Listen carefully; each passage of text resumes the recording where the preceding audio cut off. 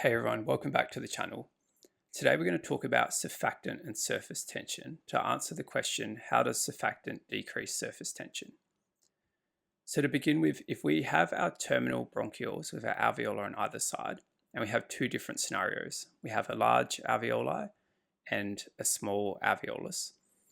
And you can see here that both of them want to pull inwards. They all have inward force and they have a natural tendency to collapse. But the smaller alveolus has more inwards force to collapse. And in fact, if it otherwise in normal circumstances without surfactant, probably would just collapse completely, meaning that you'd need more pressure and more energy to try and reopen this alveolus. And this can lead to something called atelectic trauma, which you can see in some very unwell patients. And this is where the role of surfactant is really important. And you can see here that if we line that larger alveolus, it actually wants to expand, or it's easier to expand than the smaller alveolus. And it has a decreased tendency to want to collapse, but at extremes, it will still want to pull inwards. So it's actually got the best of both worlds.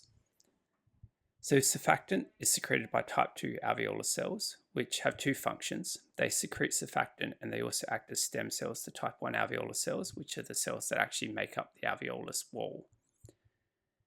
The surfactant is stored in lamellar bodies in the type 2 cells. And the key surfactant protein here, and I'm going to probably say this wrong, but it's dipalmethyl phosphatidylcholine, or we'll just call it DPPC from now on. And that makes up about 90% of surfactant. And the other 10% is surfactant proteins, which can have immunological functions as well.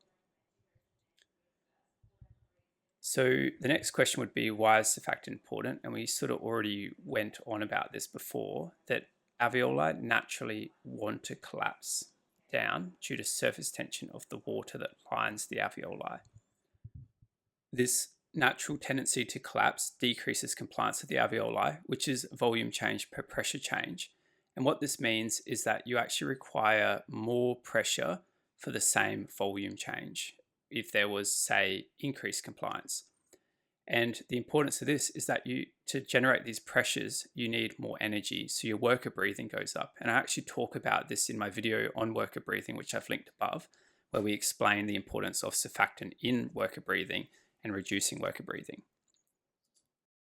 But the key concept or buzzword that will likely come up when you talk about pathologies is in respiratory distress syndrome of the newborn. And this is because any premature newborns, especially under 35 weeks, because at around 26, 28 weeks is when we start making surfactant in the womb. And by about 35 weeks is when we have enough for extrauterine life. So any prem babies below 35 weeks essentially are at risk, or even any prem baby generally is at risk of respiratory distress syndrome of the newborn. And the pathophysiology behind this is because of the decreased surfactant, meaning that there is collapse of the alveoli and increased worker breathing. And this is worsened by the newborn having a very compliant chest wall that doesn't want to spring outwards and pull the alveoli open as easily, as well as fatiguing respiratory muscles. So there's lots of pathophys behind this, which is why surfactant is an important thing to understand, especially if you're going to talk about that in exams. So if we dive a bit deeper into how surfactant works, a key thing to understand is the actual structure of surfactant, which is described as an amphipathic molecule. It's got two parts. It's got a polar hydrophilic head and a non-polar hydrophobic tail. And this is important because the hydrophilic heads, when too close together, given that they're polar and they're the same charge, will repel each other. And then the hydrophobic tails are important because as the hydrophilic heads move further apart sitting in the water layer, the surface tension of the water pulls them together, but the hydrophobic tails lie across the surface of the water, disrupting their air fluid interface, meaning there's less surface tension that can develop, which helps spread them apart and decrease that inward pull that water creates when it tries to form a droplet or a perfect sphere, as it naturally would try to do. So we'll just demonstrate this further in two scenarios with a hyperexpanded alveoli and a collapsed alveoli. So in both of these alveoli, there's surfactant that lines it, and then in blue, there's the water layer that lies underneath the surfactant against the alveolar wall. With our larger alveoli, if we were to draw this and zoom in a little bit more, we can see that our hydrophilic heads are sitting in the water layer with our hydrophobic tails lying across the water-air interface. Now, water's natural tendency is that it wants to pull inwards to reduce the amount of surface area as much as possible to form a droplet. But what the surfactant's doing is with these hydrophobic tails is disrupting the surface tension because it's making less air fluid interface between the water and the air in the alveoli.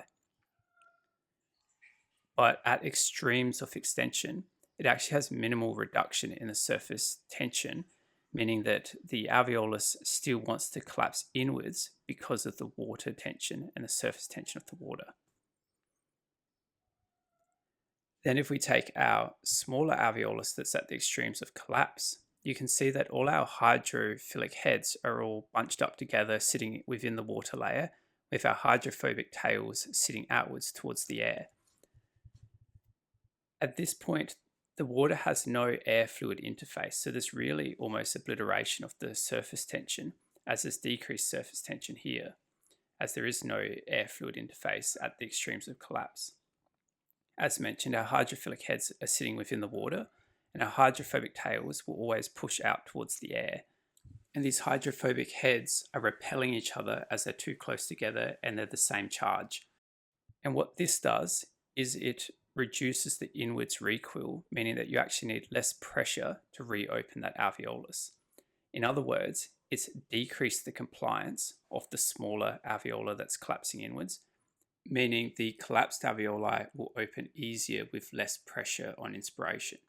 And this is in contrast to the overstretched alveolus on the left, where the compliance has increased as the alveolus has gotten larger, meaning that the alveolus now favors collapse inwards. So there's a balance in the middle of optimal compliance of the alveolus, which assists in helping the lungs empty during expiration and fill up during inspiration to reduce worker breathing. It also helps us understand hysteresis, which is also seen in the lungs, as not all alveoli are the same. Now, you're probably wondering, when am I going to mention the law of Laplace? And that's going to be this part of the video, because if you're going to talk about alveoli and surfactant, usually the law of Laplace will come up in your exams. So the law of Laplace is a modified version for the alveoli, and it's P equals 2T over R. So P is the pressure difference between inside and outside of the alveolus. In other words, it's the pressure that needs to be overcome to overcome the inward recoil of the surface tension, or the force the surface tension is trying to overcome to collapse the alveoli. So essentially, it's as we breathe in the pressure within inside the alveolus to open it up. Now, 2T is the surface tension, and this is the surface tension pulling inwards, as we mentioned before, as the water naturally wants to form a perfect sphere. And then lastly, the R is radius, and this is radius of the alveoli. So essentially what this is saying is that surfactant, as we mentioned before, breaks up this surface tension of water, so it decreases the green part of our equation, which, because it's on top of the R, will decrease our pressure needed to overcome this surface tension because we've reduced it. In regards to the radius of the alveoli, when there's a decreased radius or smaller alveoli, they're harder to inflate, so they require higher pressures. And the opposite is true for large alveoli with an increased radius requiring less pressure to inflate. It's interesting to note here that at extremes, when the alveoli are small, the surfactant decreases the compliance by obliterating the surface tension. And then when the alveoli are large, because the surfactant stretches out across the surface and water then becomes exposed, the surface tension of water then allows the alveoli to recollapse inwards, which increases the compliance. So surfactant's properties, as we mentioned before, are dynamic and help keep the alveoli within a Goldilocks zone. So that's essentially the end of the video. We've covered surfactant, we've covered what surfactant is, where it's made, we've covered the roles of surfactant, and we've covered how surfactant relates to the law of Laplace. If there's anything you think I've missed, anything you want to add, please feel free to leave it in the comments and let me know if there's any other videos you want me to do in the future.